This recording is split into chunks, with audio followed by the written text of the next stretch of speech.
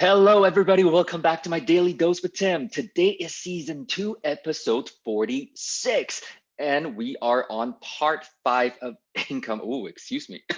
And we're on part 5 of income properties. And today I thought that before we go any further, just because I've been getting a lot of questions, especially after yesterday's coverage, racial discussions, I've got a lot of questions. So I figured before we go any further, I just want to make sure that I do a quick summary, either as a bonus or as just something that's a recap that helps you gain some clarity in terms of everything that we've gone through. I understand that many of you really do enjoy the small doses every single day. However, I also do believe that being able to see the big picture once again after we're done a certain topic is also very important, because it's all about creating that momentum and helping you move forward with clarity as well. So today, I'm going to do a quick bonus summary with everybody. And so first thing first, okay, let's go back to the very basic calculations that we have, okay? Basic calculations that we have first and foremost. And my pen and pad is working really well today again, so I'm just going to be doing this with everyone. So revenue or revenue streams, okay? And then we're gonna say minus our expenses. So you will notice that I just do expenses rather than really specifying that it's MO, as in it's monthly or annual. A lot of the times when we're evaluating income property deals, me personally, I like to get a sense of what it's performing on the big picture, which is on an annual basis. And then you can divide it by 12 months out of the year. It's completely up to you. It's just that sometimes people like to call this MO, for example, simply because of the fact that it stands for monthly operating expenses. And why do people do the monthly calculations as opposed to annual calculations? It's simply because of the fact that, remember, we always say there are two priorities that we look for. The first one is cash flow, which means it needs to be cash flowing on a monthly basis. And so depending on where you are in your investing career, in the beginning of my career, I definitely focus a lot more on MO at that point. Now, because we have a business built now, if you will. And so when we are acquiring properties, what we really look for at the end of the day, just because like I keep saying in the beginning, we focus a lot more on building passive income. And in recent years, we're focusing a lot more on building equity income, which means we know that as long as it's cash flowing on an annual basis, it's also building equity income or portfolio income at the same time. So we've shifted our own focus into annualized numbers. However, in the beginning, for a lot of people, you might want to focus on the monthly operating income as well, or sorry, monthly operating revenues and monthly operating expenses. And that way you can get the best indication of what your cash flow is. And so here we're gonna say net operating income. So as we all know, this is the name of the game, which is increasing your NOI at every single turn, okay?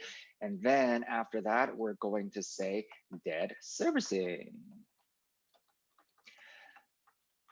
Okay, so once you understand this formula, this is why, over time, yeah, again, not knocking the people that want to buy 1 or 2 properties or 3 or 4 properties, depending on their qualifying power, and just stick it out and hang on to it for the next 20, 30 years after the mortgage is paid down. Because once you take revenue minus expenses, whatever net operating income really becomes the cash flow, because there's no more debt servicing left. However, remember, most of us, I think we're doing this, and I believe we're doing this to gain a little bit more financial independence, financial freedom, financial security, so that we can do things as frequently as we want to, as much as we want to, that sort of idea.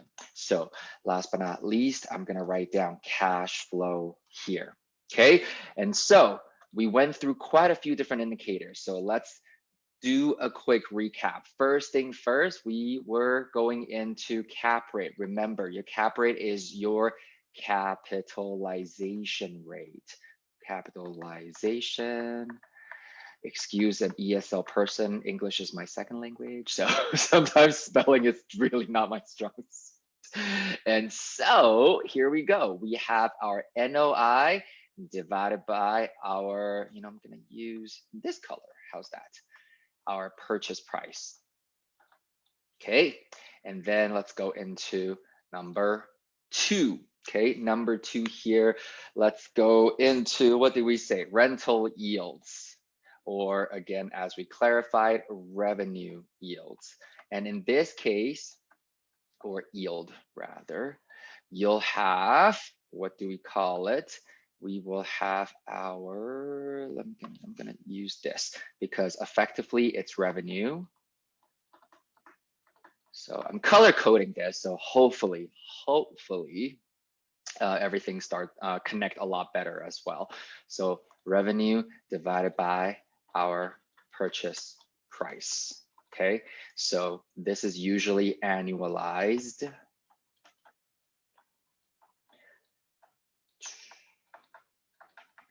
All right, and then what we're gonna do is go into number 3, which is, let's go with coverage ratio, which is something that we did yesterday, coverage ratio.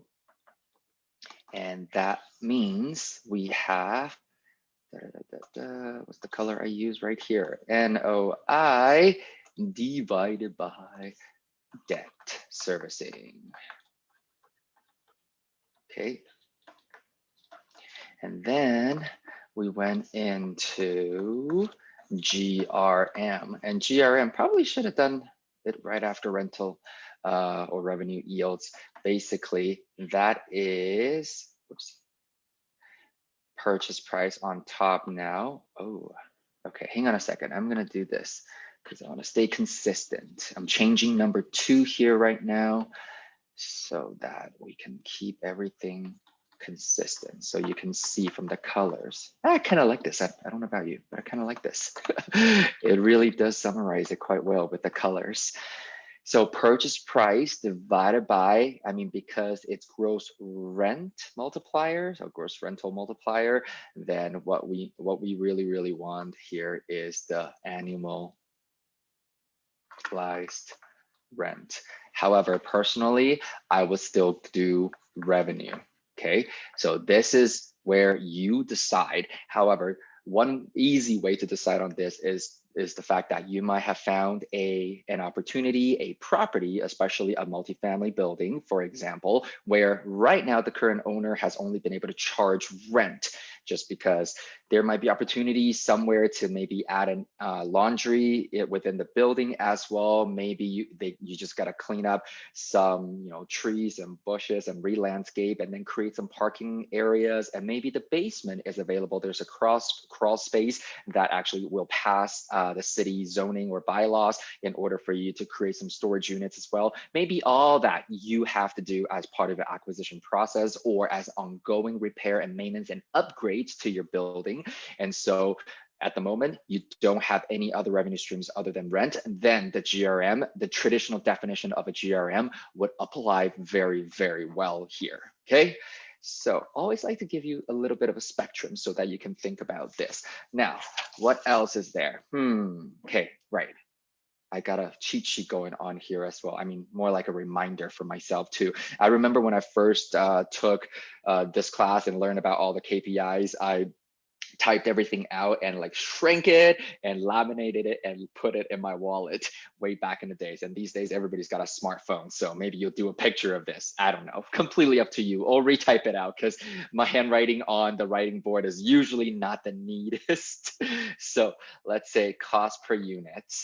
So cost per unit, very, very straightforward, which is the purchase price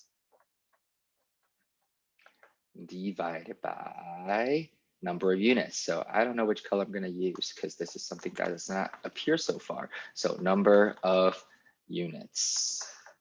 Okay, so remember when we spoke about this, to me, this is not a huge indicator in the sense that basically this is still a market value determined. So yes, it's a market performance indicator. At the same time though, what it means to you as an investor, what it means to us overall is the fact that we want to look for economy of scale. And so obviously, by definition, the cheaper the cost per unit, the more scale you can easily accomplish as well. Let's say if the purchase price is fixed from one market to another, okay? And so I think last but not least is cash on cash return. Remember the difference between, whoops, hang on a second, cash on cash return. The main difference between this is the definition drawn between return on investment overall versus cash on cash return. And so here you have our annualized cash flow. So annualized, again, when you, let's say, park your money in a bank and they offer you an interest rate, that's an annualized rate, okay? And then you divide that by, let's just say, let's use the same color, your initial investment. So we got a list going yesterday as well with initial investment. When it's a single family property, it's a lot easier when it's and a lot simpler. And when it's a larger unit, there might be other things that you have to take into consideration as well. Okay, so yesterday there was a lot of questions on coverage ratio, and I'm just gonna tell you, this is why I believe I spent some time really comparing mortgage products. I know some people always cringe a little bit, and some people are like, oh, that makes a lot of sense, because I spent some time describing mortgage products or mortgages as cereals, as if you were to walk down a cereal aisle at a grocery store, because it's not constant. And you know what? I don't know if there's an analogy that I can give you. The first thing that comes to mind is the fact that a lot of you guys know that I was born and raised in Taiwan, and Taiwan sits on an earthquake zone. And so every single day, there's actually about, I don't know, 20 to 80 mini earthquakes logged on a daily basis. It's just that because it's not big, people don't notice it, generally speaking, and it doesn't cause any damage, so that people don't hear about it. The public does not hear about it. It's only when there's a major one where there's, unfortunately, death, maybe a lot of damages, then it becomes the worldwide news that everybody hears about. And I feel like that's the same thing about major lending rule changes as well. And every single lending rule change impacts the mortgage products. And the mortgage products, at the end of the day, they're determined because they're provided by the different lenders. So different lenders have different risk tolerance in terms of how they want to invest their money as well. Because remember, when they give you a mortgage, they're investing in your deal. And more importantly, they are controlling without owning that property. Because guess what? If you got a roof leak, if you got a toilet leak, if you got a light bulbs that burned out, if you got carpets and flooring that needs updating, is it their problems? No, it's your problem because you're the one on title. However, the moment you do not pay your debt servicing right here, do not pay your mortgage, guess what? They have the power to take the property over. And so this is why, again, be the bank, not the banker. Be the bank. And so that's what we are talking about here. And the next quick thing that I want to go into with everybody is a quick calculation to set all of us up for the episodes to come as well. So what I'm going to do is, let's just say that we have a purchase price, okay, of a property. Let's just say that this property we can buy it for $724,000, okay? And let's just say that this is a 14-unit building. And then let's say that from a financing perspective, right now, there is 25% down payment that is required. And then there is inspection on this building. That's gonna be about $2,500. We have to pay for our own appraisal. Okay, and then that's going to be about, let's say, $2,500 once again. And there are fees, and we're just going to say 3% of purchase price in this particular case, okay? And then there are other miscellaneous, okay, let's just leave that in there, and obviously legal, other fees in there. Let's just add it up to roughly about $5,000. And then legal in this case, let's go $10,000. I know this is probably a number that a lot of people are not familiar with. However, remember, this is for demonstration's sake. This is just so that we can create and build a case and go into a simulation exercise tomorrow. And then, well, the next episode basically. And then after that, we can go into real life case studies as well in terms of what, how we can analyze all the deals that are coming our way too. And so this is obviously a multifamily scenario that I'm giving everybody. However, we can also go back into a single family unit or building as an example too. So this is what I will have for everybody right now. And guess what? You can find out fairly quickly. Okay. So the other thing is I want to make sure that you are able to make any sort of fair assumptions. Make any sort of fair assumptions. Why am I doing this? Because everybody that's watching is in a different market, in a different province, states, or even country. So fair assumptions, what I mean by that is, for example, 25% down payment is all I've given you. So what you can decide on is the interest rate that you're going to be paying. Is it fixed? Is it variable? How long is the amortization period? Okay, so you can do that for yourself as well. And after that, okay, you can also budget on your expenses as well on a monthly basis or on an annual basis. Okay, and anything else that you can possibly build. And I'm just going to give you a hint. Leverage the KPIs to decide what kind of NOI you would want to have in order for you to buy this property at 724,000. I'm going to repeat that again. Leverage the KPIs that we've gone through to determine the NOI that you would like to see in order for you to buy this property at 724,000.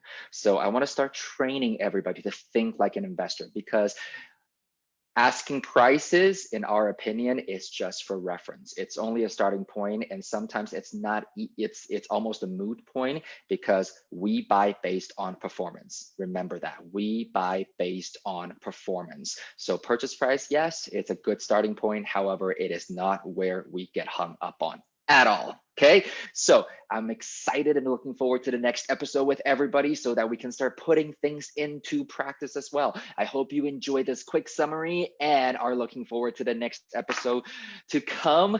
And thank you so very much again for liking and commenting and staying engaged with me. I love all your messages and private messages with questions, and I'm so happy that you're getting value out of this. And more importantly, make sure you like and you share it with the people that you think that can also benefit from the messages and from the content that I'm providing here. Thank you so very much. I will see you at the next episode.